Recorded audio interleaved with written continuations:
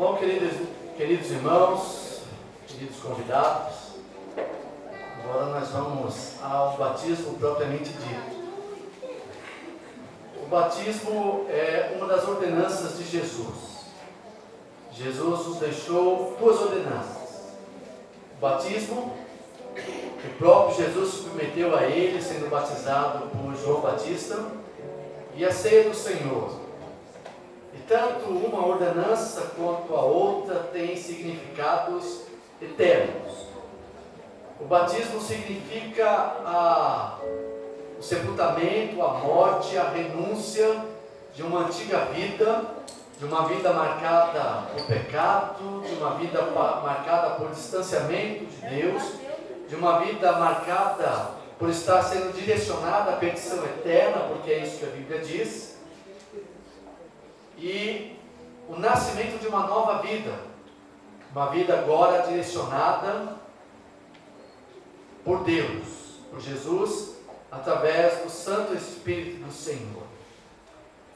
Talvez nem todos estejam vendo, mas estamos aqui no tanque cheio d'água.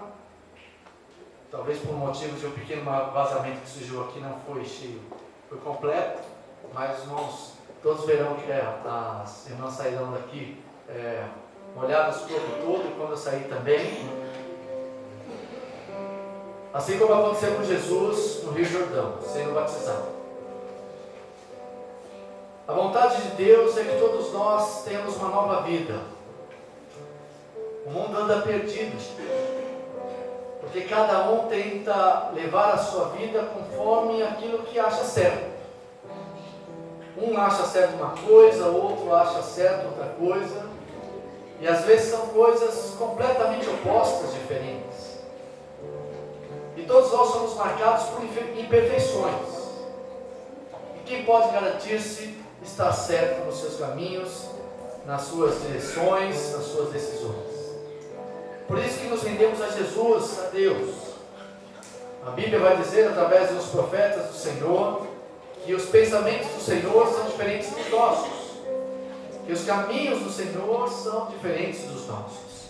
E quando reconhecemos isso, reconhecemos que somos pecadores, reconhecemos que Jesus morreu na cruz do Calvário por nós, reconhecemos que Jesus ressuscitou por nós, reconhecemos que Jesus voltará para nos buscar, então estamos aptos a descer as águas batismais.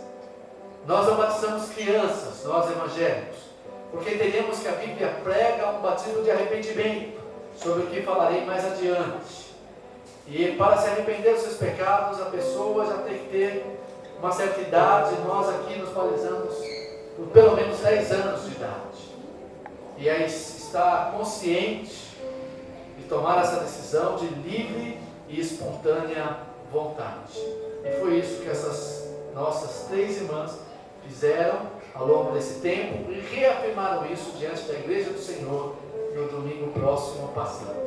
E é por isso então, nós nessa noite vamos batizá-las em nome do Pai, do Filho e do Espírito Santo de Deus.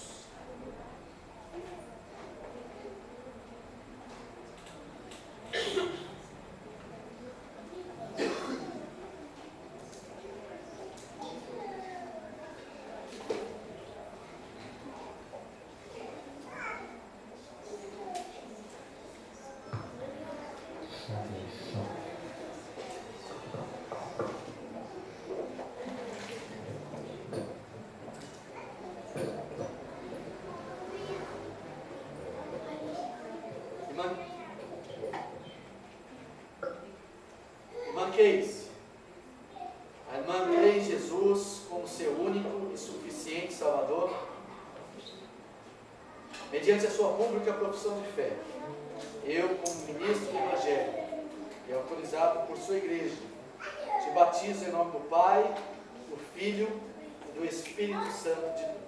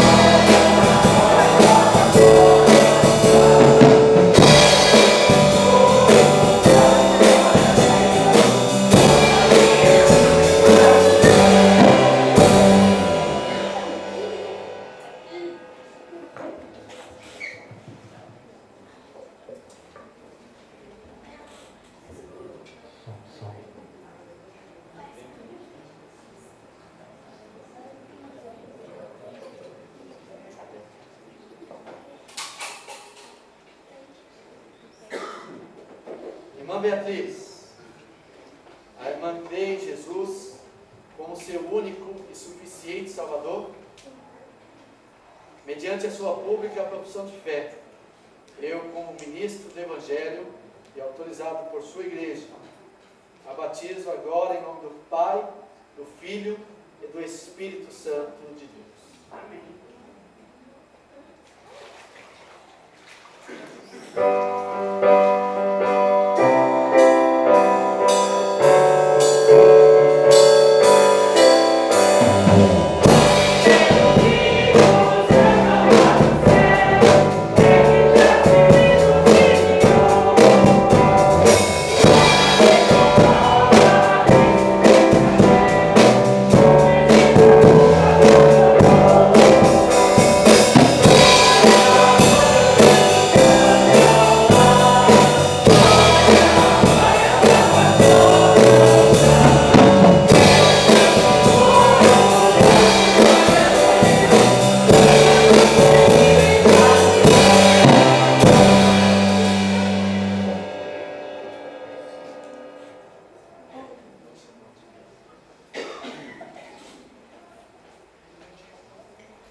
Irmã Mary, a irmã crê em Jesus como seu único e suficiente Salvador, mediante a sua pública profissão de fé.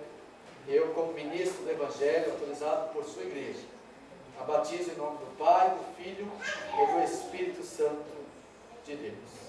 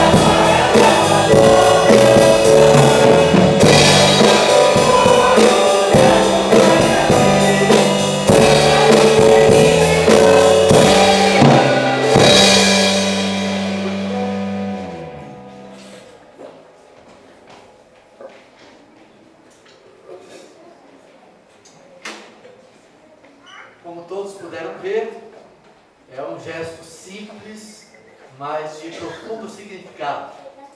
Louvamos a Deus por essas três irmãs que hoje desceram as águas do batismo. E louvamos a Deus nós que já também fomos batizados, por relembrarmos a emoção, a importância que isso nos traz. Permitam-me ainda ler um trecho da Palavra de Deus. Está registrada no livro de Atos, no capítulo 2, dos versículos 22 em diante.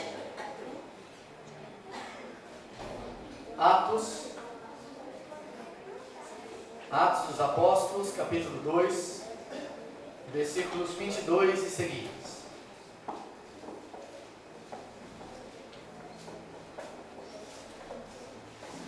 A palavra de Deus assim nos diz: Israelitas, ouçam estas palavras. Jesus de Nazaré foi aprovado por Deus diante de vocês por meio de milagres, maravilhas e sinais que Deus fez entre vocês por intermédio dele, como vocês mesmos sabem. Este homem lhes foi entregue por propósito determinado e pré-conhecimento de Deus, e vocês, com a ajuda de homens perversos, o mataram, pregando-o na cruz. Mas Deus o ressuscitou dos mortos, rompendo os laços da morte, porque era impossível que a morte o retivesse. A respeito dele, disse Davi: eu sempre via o Senhor diante de mim, porque ele está à minha direita, não serei abalado. Por isso o meu coração está alegre e a minha língua exulta. O meu corpo também repousará em esperança, porque tu não me abandonarás no sepulcro, nem permitirás que o teu santo sofra decomposição. 28. tu me fizeste conhecer os caminhos da vida e me encherás de alegria na tua presença. E Pedro continua: irmãos, posso dizer-lhes com franqueza que o patriarca Davi morreu e foi sepultado, e o seu túmulo está entre nós até o dia de hoje. Mas ele era profeta e sabia que Deus lhe prometera sob juramento que colocaria um dos seus descendentes em seu trono. Prevendo isso, falou da ressurreição de Cristo, que não foi abandonado no sepulcro e cujo corpo não sofreu decomposição. Deus ressuscitou este Jesus, e todos nós somos testemunhas deste fato. Exaltado à direita de Deus, ele recebeu do Pai o Espírito Santo prometido e derramou o que vocês veem e ouvem. Pois Davi não subiu aos céus, mas ele mesmo declarou: o Senhor disse ao meu Senhor: senta-te à minha direita, até que eu ponha os inimigos como estátua para os teus pés. 36. Portanto, que todo Israel fique certo disso: esse Jesus que vocês crucificaram, Deus o fez Senhor e Cristo. Quando ouviram isso, ficaram aflitos em seu coração e perguntaram a Pedro e aos outros apóstolos: irmãos, que faremos?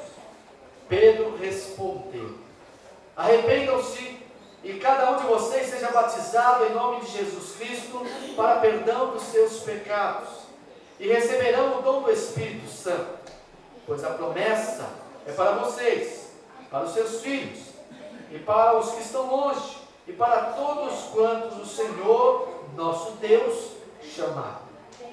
Com muitas outras palavras os advertia, insistia com eles: salvem-se desta geração corrompida. Os que aceitaram a mensagem foram batizados, e naquele dia houve um acréscimo de cerca de 3.000 almas ou pessoas.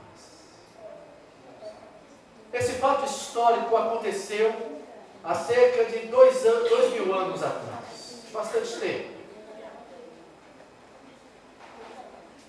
Mas as suas palavras, as suas verdades principalmente, refletem-nos até os dias de hoje.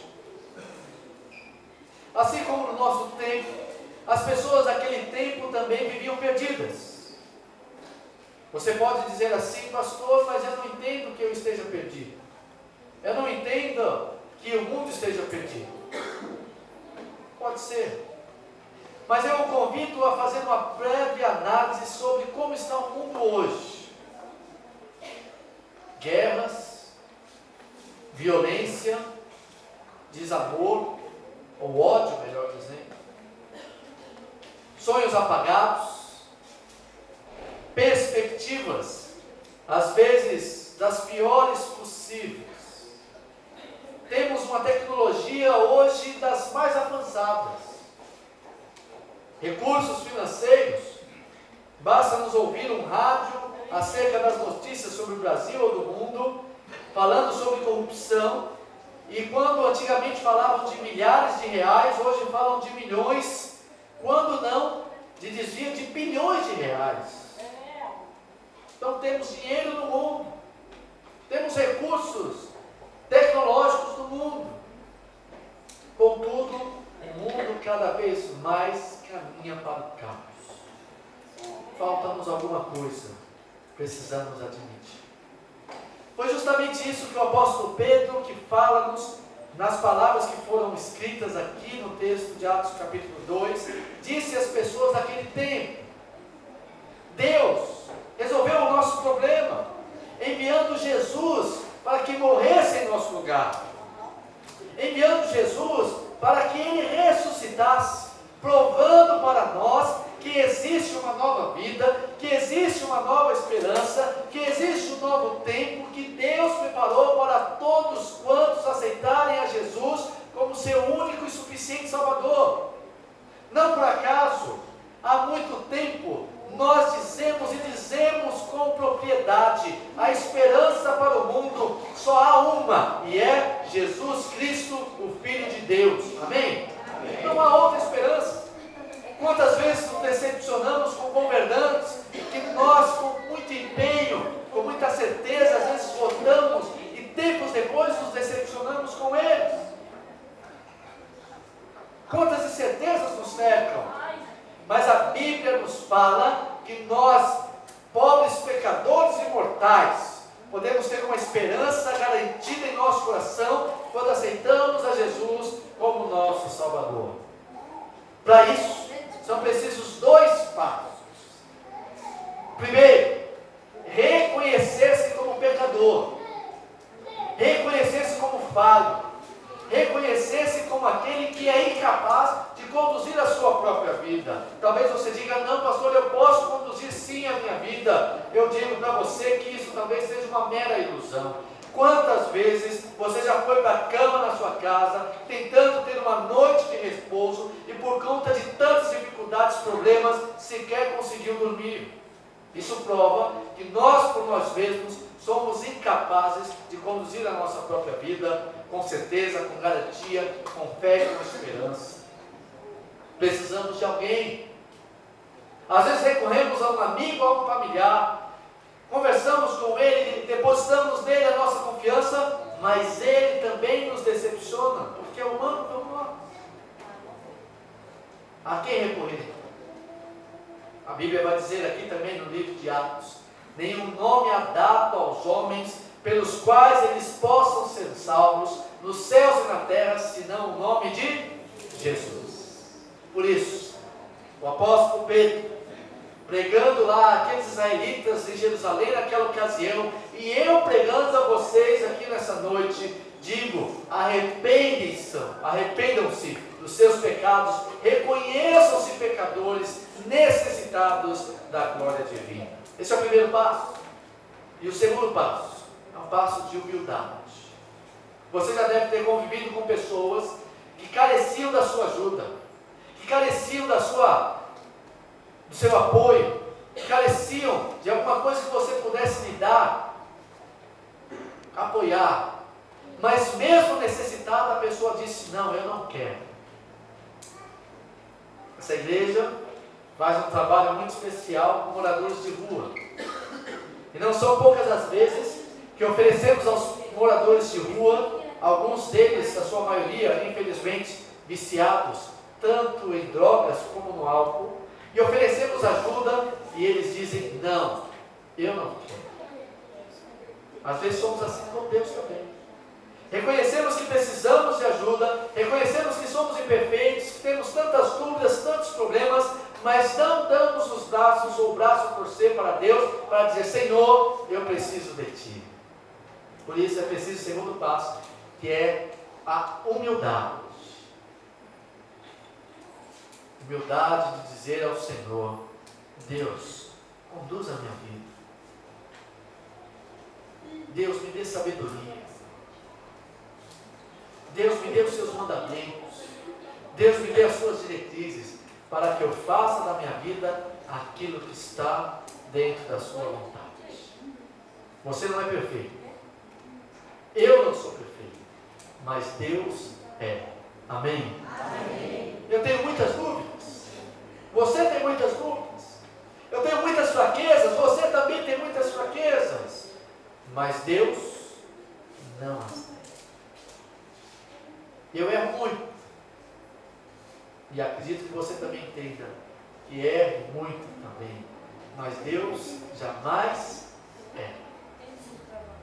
Por isso a palavra de Deus, escrita há 2000 anos, dita há 2000 anos pelo apóstolo Pedro e pelos outros apóstolos do Senhor, àquelas pessoas naquele dia, ainda ressoa nessa noite a nós. Arrependam-se dos seus pecados, arrependam-se dos seus erros e creiam que Jesus, o seu Salvador, salvará a sua vida, como tem salvo a de muitos, dentre eles alguns que estão aqui nesta noite. Naquela noite, ou naquele dia, melhor dizendo, a Bíblia diz que muitos deles entenderam que precisavam de Jesus.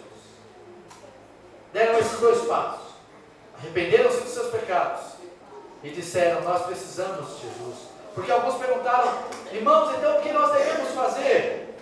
E a resposta da Bíblia e do apóstolo Pedro foi: arrependam-se e cada um seja batizado em nome de Jesus Cristo para perdão dos seus pecados e receberão o dom do Espírito Santo. E naquele dia, mais de 3.000 pessoas foram batizadas em nome do Pai, do Filho e do Espírito Santo. Nessa noite nós tivemos 3. Mas estamos hoje trazendo essa mensagem para que na próxima ocasião em que tenhamos batismo aqui nessa igreja, tenhamos outras pessoas. E dentre elas pode estar você. Para isso você precisa reconhecer que você é pecador.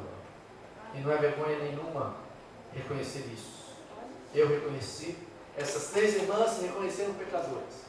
E é preciso também se humilhar diante de Deus e dizer: Senhor, eu preciso do Senhor. Primeiramente para a minha vida, depois para a vida da minha família, e depois para a vida dos meus familiares, dos meus amigos.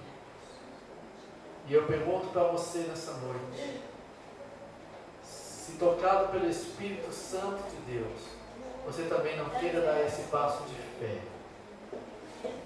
Você também não queira dizer assim: Senhor, eu quero colocar os teus pés. Senhor, eu quero me arrepender dos meus pecados. Senhor, eu quero aceitar a Jesus como meu único e suficiente Salvador. E até o final do culto, você toma essa decisão. Se assim você decidir, estaremos eu, Pastor Jesus e qualquer membro dessa igreja para orar por você e para orientar, para que você também, um dia, assim como essas 3 irmãs, esteja aqui como elas estiveram, descendo as águas do batismo, celebrando o perdão, a bênção, a graça e a salvação que só Jesus pode nos dar. Amém? Que Deus abençoe, que Deus aplique a sua palavra no nosso coração.